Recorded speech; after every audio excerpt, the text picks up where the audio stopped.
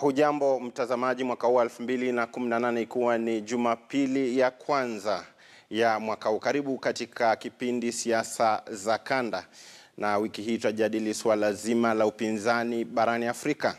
Ikumbuka kwamba siasa za upinzani nchini Liberia kunradhi, wakati huu zimezaa matunda. Yaani George Opongwea alishinda katika uchaguzi wa eneo hilo. Je, hali iko hivyo katika maeneo ya Afrika Mashariki na Kati? Tutajadili swala hilo kwa kina na tathmini, na vile vile kulikuwa na taarifa kubwa ambapo kiranja wa upinzani nchini Tanzania Tundu Lissu aliondoka katika hospitali ya Nairobi baada ya kuugua kwa miezi 4. Yani alikuwa amepigwa risasi Septemba mwaka uliopita na akaja akapata matibabu hapa Kenya, kisha akaondoka hapo jana. Lakini alitoa hoja kali sana kabla kuondoka, kabla ya kipindi kuanza, kwa sababu ni siasa za upinzani. Tutamsikiza kidogo, alafu nitawatambulisha wageni ambao wako katika sehemu mbalimbali, alafu tusukume kipindi hiki kwa muda wa saa moja. Ilikuwa haijawahi kutokea kwa mtu au kikundi cha watu kuchukua silaha, bunduki, kwa nia ya kwenda kuua kiongozi wa kisiasa kwa sababu tu ya msimamo wake wa kisiasa. Walioangalia gari yangu wanasema ina matundu 38 ya bunduki ya risasi zilizoingia katika mwili wangu, katika sehemu mbalimbali za mwili wangu ni risasi 16. Sasa tumefika hatua tunachukua silaha, bunduki za vita, tunauana. Inapofika hatua hiyo, ni wakati wa jumuiya ya kimataifa kuingilia kati. Kuna lindwa muda wote, siku hakuna walinzi. Kwenye block kuna lindwa siku zote, siku hakuna walinzi. Mbele ya block yangu anakaa naibu speaker na kuna askari polisi nje masaa 24, siku hakuna askari polisi. Na hiyo kwa maoni yangu. Naam, huyo ni Tundu Lissu ambaye ni mwanasiasa mkakamavu sana wa Chama cha Demokrasia na Maendeleo nchini Tanzania. Alikuwa nchini Kenya na akasema aliyosema baada ya kuugua. Alipigwa risasi mwaka uliopita na ameilaumu serikali kwa kiasi fulani, kwani watu ambao walimpiga risasi inasemekana hadi leo hawajapatikana. Katika studio tutajadili swala hili la upinzani barani Afrika. Je, upinzani una uwezo wa kufanya mabadiliko kama ilivyo katika mataifa ya Afrika Magharibi? Katika studio za Nairobi tunaye bwana Hamad Manyora ambaye ni mhadhiri katika chuo kikuu cha Nairobi na vile vile mchambuzi wa masuala ya siasa. Karibu sana. Asante bwana Paul. Tunaye bwana Hemedi Ali ambaye ni afisa mwenezi wa Chama cha Demokrasia na Maendeleo kule Tanzania. Karibu sana. Asante sana. Baadaye vile vile tutakuwa na bwana Rashid Chilumba. Huyu ni mchambuzi wa masuala ya siasa ambaye yuko Dar es Salaam, Tanzania, na vile vile tutamtafuta bwana Isaac Homu ambaye ni mwanahabari kule Afrika Kusini. Atuambie Afrika Kusini, je, ni ANC milele ama vipi? Karibu sana na asanteni sana wageni wangu kujibu wito. Bwana Hamad Manyora. Naam. Kwa muhtasari, unafikiria siasa za upinzani katika bara la Afrika zinaweza kutisha vyama tawala ambavyo vimo madarakani? Kwanza happy new year. Asante sana. Tumevuka vizuri, nashukuru Mwenyezi Mungu. Unajua ni lazima uangalie kihistoria. Kwamba baada ya kupata uhuru miaka 60, mwanzo wa miaka 60, ilikuwa ni kwamba dhana ilikuwa iko na si kwa Afrika peke yake. Ilikuwa ni dhana imeenea karibu ulimwengu mzima, kwamba mataifa haya machanga yanapaa yapewe nafasi ndio kujiendeleza bila kuzingatia mambo ambayo kwa sasa tunaita haki, demokrasia, kwamba rais apewe nafasi, maana mataifa ni machanga. Basi ikawa nafikiri walizidisha huo mkono wa heri waliopewa, kwamba jamani, kiongozi wa Afrika asiweke kwa mizani kama viongozi wengine ambao mataifa yao yamekuwa huru kwa muda mrefu. Hiyo ilikuwa inaeleweka na haikuwa vibaya. lakini walitumia haya vibaya, wakaanza kujitajirisha, wakaanza kunyakua mashamba na mambo mengine maovu katika Afrika na mataifa mengine machanga. Sasa basi kutokea sasa mapinduzi ya kijeshi, unaona hiyo historia hiyo, mapinduzi ya kijeshi na mambo kama hayo. Sasa baada ya ile Cold War kuisha, upinzani wa mataifa ya magharibi na mashariki, basi Marekani ikaanza pia inatizama Afrika, ikaanza kusema mambo ya demokrasia pia tukubali, maana sasa hawapingani na Warusi na wengine. Sasa kuanzia hapo ukaanza kuwa na vyama vya upinzani. Na ni muda mfupi uliopita, kama miaka ya 90 mwanzo. Kwa hivyo havijanawiri kabisa kiasi ya kwamba vinaweza kwa hakika kutisha au kuwatisha kwa vyama tawala. Manake they could be qualitatively okay, lakini quantitatively huwa vinachukua muda lakini pamoja na hayo kuna vyama vichache ambavyo vina uwezo wa kuchukua serikali, ila walio mamlakani wanafanya hilo kuwa ni jambo ambalo ni gumu sana. Ndio sababu unaweza kuhesabu mataifa katika Afrika ambayo upinzani umechukua kwa kutumia vidole vyako vitano. Na umalizi. Kwa hivyo si mataifa mengi. Kwa hivyo ni kwanza ni kweli kwamba vingi havijakomaa. Ndio. Na vinapingana na vyama ambavyo kama CCM Tanzania ambavyo vimekaa pale, vimeingia katika fikra za watu, vimejijenga, vingine vimejijenga hata kifedha, kiuchumi na kiufasi. Wewe bado mchanga, unatambaa, lakini pia kuna wale ambao wako tayari hata kuchukua, lakini wanawekea vizingiti ambavyo inakuwa ni vigumu kuchukua. Hemedi, unasemaje kuhusu swala hili kwamba hii demokrasia vyama vingi inaanza miaka ya 90 mapema? Kwa hivyo hivi vyama vya upinzani bado havijanawiri, na wewe ni mmoja wa viongozi wa chama cha upinzani kikubwa sana Tanzania, Chadema. Nashukuru. Heri ya mwaka mpya na Biswa na watazamaji na Watanzania kwa ujumla na watu wote wa Jumuiya ya Afrika Mashariki wanaotutazama. Lakini mbili, nataka niseme jambo moja. Ni kweli baadhi ya mataifa vyama vya upinzani au mavuguvugu ya upinzani dhidi ya dola kweli yako chini. Kwa maana kwamba vyama hivyo havijajijenga, lakini hiyo kesi ni tofauti kwa Tanzania. Historia yetu ya kupigania mabadiliko vuguvugu la kwenda katika mfumo wa vyama vingi tangu mwaka 1980, miaka ya 80, ulikwenda vizuri, na watu walikuwa wanataka kuona sasa baada ya Chama cha Mapinduzi kukaa madarakani muda mrefu, tunataka sasa kuona watu wakawa wanataka kuona sasa taifa linakwenda mbele kwa mfumo mwingine tofauti zaidi wa kidemokrasia.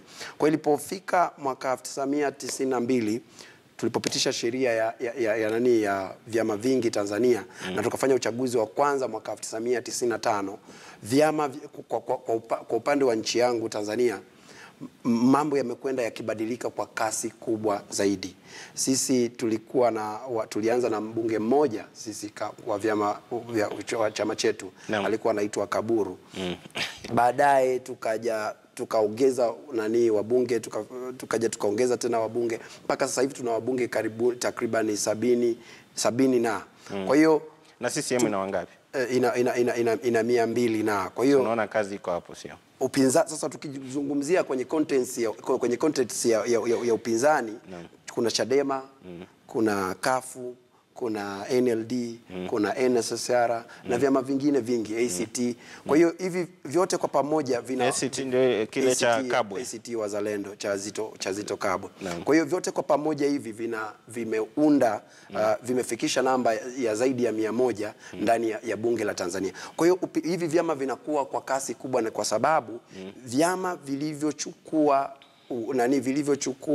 vyama vya ukombozi vilivyochukua nchi baada ya kuondoka kwa mkoloni, vinaelekea tofauti na dhamira na msingi hasa wa kudai uhuru ule. Tulidai uhuru ule kwa sababu ya kutaka kujiendeleza, kuondoka kwa ukoloni, lakini sasa vyama vile vinayafanya yale ambayo mkoloni aliyokuwa akiyafanya. Nitakutajia kwa mfano. Kwa mfano, kwa kipindi cha serikali ya ukoloni, Mwalimu Nyerere mwaka 1958 alishtakiwa kwa kosa la uchochezi. kwa kosa la uchochezi. Huyu naye niliyovaa t-shirt yake hapa, Mheshimiwa Tundu Lissu, ameshapelekwa zaidi ndani ya kipindi cha miaka miwili ya Rais Magufuli, ameshapelekwa mara 8 kwa ajili ya kosa hilo la uchochezi. Kwa hiyo tunarudi Tanzania, kwa mfano hai ni kwa Tanzania, ndani ya miaka miwili ya Rais Magufuli tunarudi kwa kasi nyuma zaidi ya miaka 50 tulipotoka. Kwa hiyo Rais Magufuli anaturudisha nyuma huko kwenye mambo. Tutaungana na Chilumba ambaye ni mchambuzi wa masuala ya siasa huko. Atuambie kama kidogo muongeza chumvi katika swala hilo, kwa sababu inatetea nini. Lakini vile vile katika kaunti ya Kakamega tunaye seneta wa Kakamega ambaye ni bwana Cleopa Malala. Cleopa Malala ni mwandishi wa siku nyingi wa michezo ya kuigiza na vile vile ni mwanasiasa shupavu. Michezo yake ina utata kidogo, lakini leo tunamwalika katika siasa za kanda na yuko katika upande wa upinzani. Hujambo bwana Malala? Sijambo bwana Paul.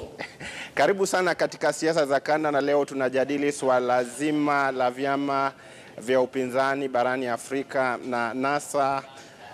Wewe uko katika muungano wa NASA kwa chama cha ANC. Unafikiria upinzani una nguvu Kenya kuweza kushawishi serikali kutekeleza baadhi ya mambo, pamoja na kwamba nyinyi ni wachache?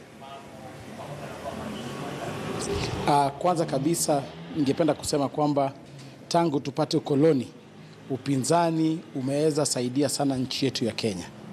Ukiona kwamba sisi kama wa Kenya tumeweza pata demokrasia, tumeweza pata ile democratic space. Sasa hivi wananchi wanaweza jieleza kwa urahisi na kwa usawa kabisa. Na upinzani umepigania mambo mengi hapa Kenya. Mumeona ile constitution yetu ambayo ilitusaidia tukapata kwamba sisi Kenya hii tuko uhuru kabisa kupitia ile constitution ya 2010. Sasa hivi Kenya imerudi nyuma sana kwa sababu ya uongozi wa Jubilee, na imerudi nyuma kwa sababu wale ambao wanaongoza nchi hii kupitia Jubilee wanaona kwamba hawataki kutekeleza katiba vile tulipitisha katika mwaka 2010. Mimi kama senator wa upinzani napata ugumu sana, kwa sababu utapata kwamba changamoto ambayo tunayo katika bunge, utapata kwamba wale wabunge wa serikali ni wengi. Sasa hata hoja ikikuja katika bunge, hoja hata yenye haina maana, bora rais amesema ipitishwe, wale wabunge wa serikali hawataki kufikiria, hawataki kufanya lile ambalo limeandikwa katika katiba ya kwamba kazi ya wabunge ni kazi ya kuchunguza vile serikali inafanya kazi. Lakini wabunge wa serikali wametishwa, wameambiwa kwamba msipopitisha bajeti hii hata bila kufikiria wanapitisha budget, na tunapata kwamba serikali inatimiza mambo yake kwa njia ya dictatorship.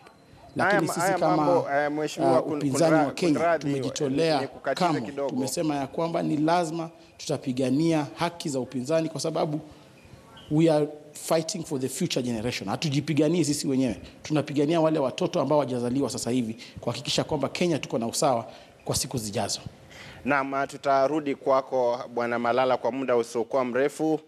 Tuelekee katika Jamhuri ya Muungano wa Tanzania, na tunaye bwana Rashid Chilumba ambaye ni mchambuzi wa masuala ya siasa nchini Tanzania. Hali namna gani bwana Chilumba Dar es Salaam? Kuna joto?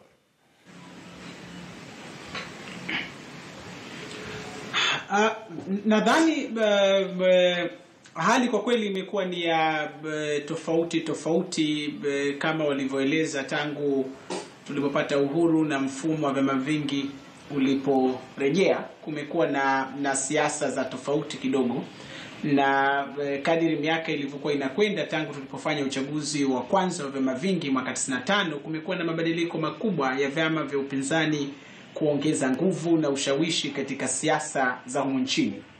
Na nguvu yao iliimarika zaidi katika miaka 10 ya utawala wa 400 tangu 2005 hadi 2015, kipindi ambacho tunaweza kukitaja kwa kilikuwa na nafasi pana kidogo. Hakikuwa na nafasi kamili, lakini kilikuwa na nafasi pana kidogo ya wanasiasa waliokuwa nje ya chama tawala kufanya siasa zao walau kwa mizania inayokaribiana na chama tawala. Kwa hiyo upinzani ulipata nguvu, na hata hicho anachokisema huyu mwanasiasa wa Chadema hapo studio kuwa wameongeza hata idadi ya wabunge katika bunge la Jamhuri ilitokana na hiyo nafasi kubwa waliopewa wakati utawala wa 400 wa kufanya siasa zao na kueleza kampeni, operesheni na vitu vingine vya namna hiyo, vikawaletea nafasi muhimu ya kujiongezea idadi ya wabunge na ushawishi katika siasa. Lakini pia sio hilo tu, hata udhaifu wenyewe wa utawala uliotangulia hasa ulikabiliwa na shutuma za rushwa, ufisadi, visa vya watu kuchukua uongozi kwa kutumia fedha na ushawishi wa kieneo au wa kimajina uliwasaidia vile vile kupata ajenda muhimu. Na ajenda ya upinzani kwa miaka 10 ya utawala wa Rais Jakaya Kikwete ilikuwa ni ufisadi, rushwa na uendeshaji uliolegea kidogo wa serikali. Lakini mambo yamebadilika. Miaka 2 iliyopita ambako Rais Magufuli tangu ameingia kumekuwa na mabadiliko makubwa. Mabadiliko ya aina mbili. Mabadiliko ya nafasi ya upinzani kufanya siasa zao kwa uhuru kama ilivyokuwa miaka 10, lakini vile vile mabadiliko kwamba utawala wa sasa umechukua ajenda iliyovibeba vyama vya upinzani kwa muongo mzima uliopita na sasa yenyewe ndio inatekeleza. Kwa hiyo kuna mabadiliko haya makubwa mawili ambayo yote kwa namna moja ama mingine yanadhoofisha kwa kiasi kikubwa nguvu ya upinzani katika Tanzania. Ukitizama hili la kwanza la upinzani kunyimwa nafasi. Rais Magufuli alipoingia alikuja na kampeni yake ya kutaka kukabiliana na rushwa, kupambana na watumishi wazembe na kujaribu kuimarisha uchumi na kufufua matumaini yaliyofeli kwa zaidi ya miongo 5 iliyopita tangu tulipopata uhuru. Lakini hatua za mwanzo kabisa ilikuwa ni kupiga marufuku mikutano ya hadhara na ya kisiasa katika maeneo ambayo sio wapinzani wamechaguliwa. Kwa hiyo masharti yaliyotolewa ni kuwa mikutano mikubwa ya kitaifa ya vyama vya siasa itapigwa marufuku isipokuwa tu kwenye chaguzi, na wale waliokuwa na nafasi waliopewa ya ubunge ama udiwani basi wataruhusiwa kufanya harakati za kisiasa kwenye maeneo walikochaguliwa, na wadhifa wa kufanya mikutano mikubwa ya kisiasa itabakia kwa rais kwa sababu yeye anawakilisha jumuiya nzima wa Tanzania.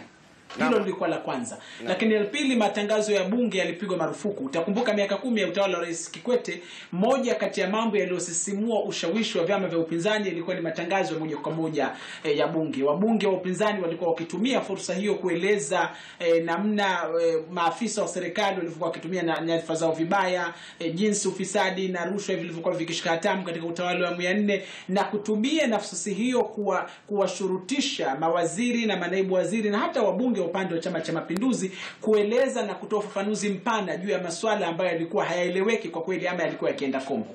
Sasa matangazo ya bunge yakapigwa marufuku kwa maelezo kuwa yanapoteza muda ya watu kufanya kazi na kwa kweli yalikuwa yametajwa kwamba hayana maana. Kwa hilo nalo likapunguza kwa kiwango kikubwa nafasi ya viongozi wa vyama vya upinzani na wafuasi wao kujitanua na kufanya harakati zao kikamilifu. Lakini upande wa pili ambao nadhani vile vile hatupaswi kuupuza ndio nitakusimamisha hapo kidogo, manake unazungumza kama redio. Sasa itabidi ya wenzangu wachanganue hapa kidogo, alafu tarejea kwako, manake hoja zako nzito sana. Lakini tunashukuru, tunarudi kwako kwa muda usiokuwa mrefu kuhusiana na swala hilo. Bwana Manyora, unasemaje? Nasema kwa maana kwamba Jojo ya kwa mfano ameshinda kule Liberia na ameshinda aliyekuwa makamu wa rais na yeye ametoka upinzani. Unafikiria nini kinafanyika Afrika? Ndo nimesema kwamba itachukua muda kwa vyama vya upinzani au vuguvugu hizi vuguvugu za kuleta mabadiliko kupata uzito wa kutosha kuondoa serikali zilizoko mamlakani. Na sababu ni nyingi tu. Kwamba nimesema wamejijenga, wamekaa pale miaka, wana rasilimali, wametumia vibaya vyombo vya dola.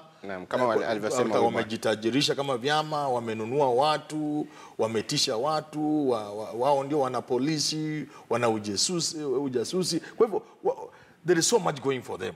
Kuwatoa sio rahisi. Lakini pamoja na hayo nimesema vyama sasa vinaanza kukua. Vitakuja kupatikana na kutoa itakuwa ni kawaida sasa chama cha serikali kuondolewa, cha upinzani kutawala, baadaye na hicho pia kutolewa. Itakuwa ni jambo la kawaida.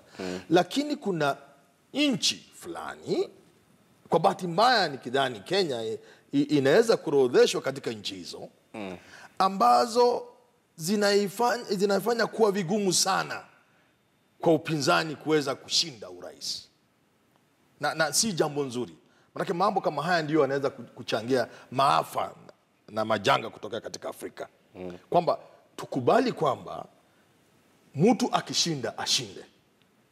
Atawale kama ni miaka 5 kama Kenya hii, ajaribu miaka mingine 5, akishindwa mwingine achukue. Tukifanya hivyo, pamoja na kwamba tuna matatizo mengi kama Waafrika na nchi maskini, tutahakikisha kwamba watoto wetu na wajukuu wetu watapata mataifa haya yakiwepo na yatakuwa yamestawi. Sasa nimesema mambo mawili kwa kurudia. Kwanza, vyama vinakuwa. Kwa hivyo itakuwa ni kawaida kama umeona George wewe amechukua na kwingineko.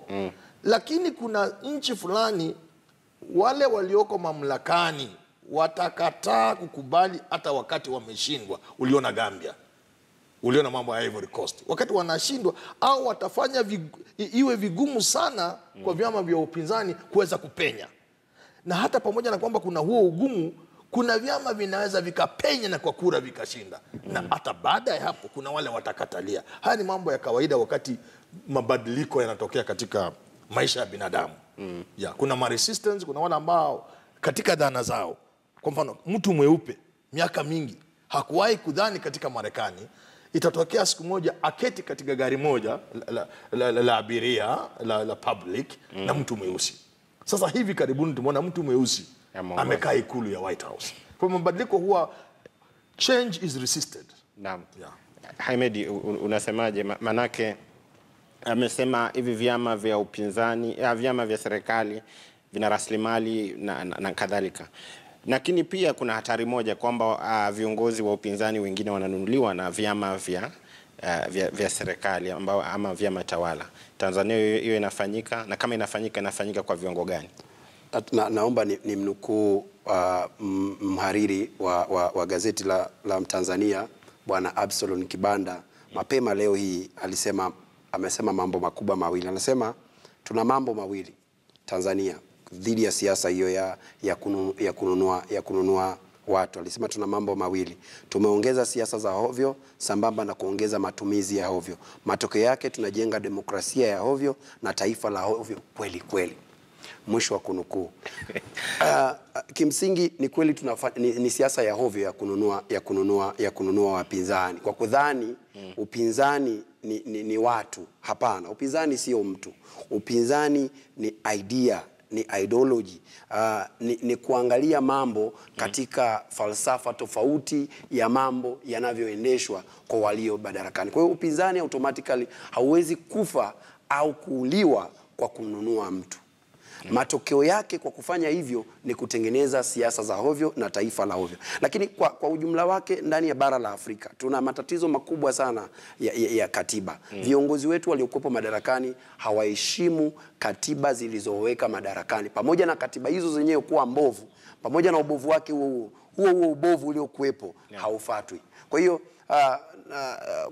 ukiangalia kwa mfano Tanzania, Rais anapiga marufuku mikutano ya hadhara kwa vyama vya kisiasa mpaka wakati wa kampeni. Yeye anafanya mikutano ya hadhara, anafanya rally kabisa, anakwenda nakutana.